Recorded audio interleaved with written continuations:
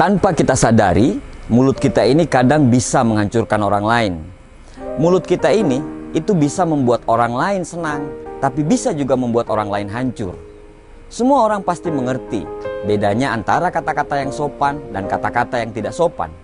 Tapi tidak semua orang peka untuk memakai rasa terhadap kalimat yang dia ucapkan kepada orang-orang.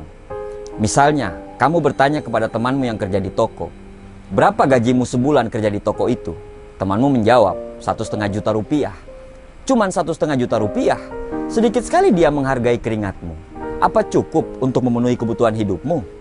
Sejak saat itu, temanmu jadi membenci pekerjaannya, lalu dia meminta kenaikan gaji kepada pemilik toko menolak dan mem-PHK dia. Kini, temanmu malah tidak berpenghasilan dan jadi pengangguran. Apa sumber masalahnya? Sumber masalahnya adalah omonganmu. Saat arisan, kamu bertanya kepada pemilik rumah, "Rumahmu ini apa tidak terlalu sempit?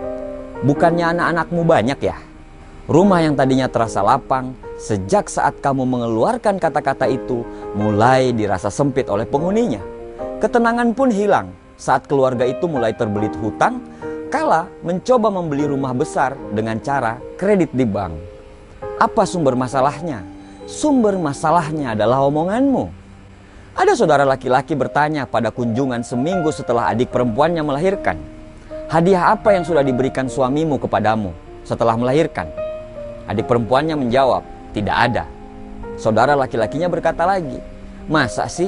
Apa engkau tidak berharga di sisinya?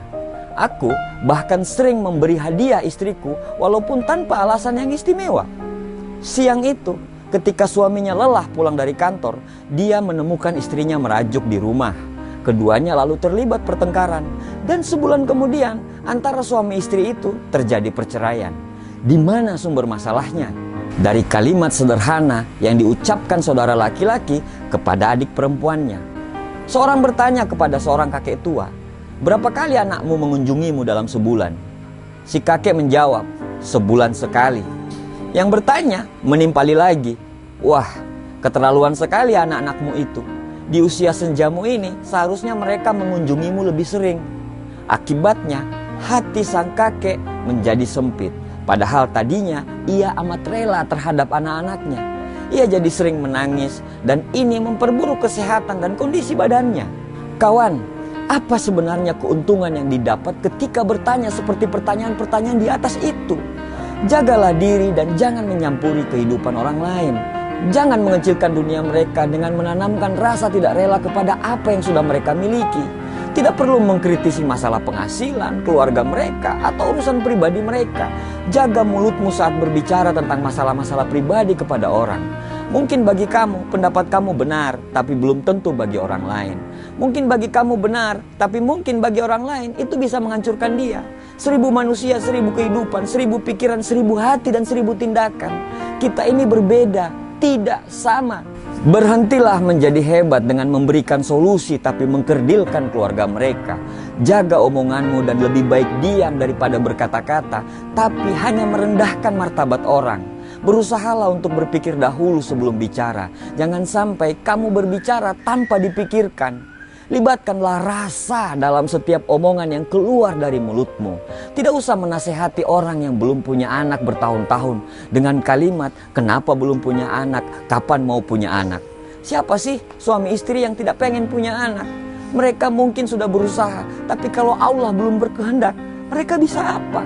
Tidak usah menasehati orang untuk cepat punya pasangan kepada orang-orang yang sudah berusaha untuk punya pasangan dan belum dikaruniai pasangan.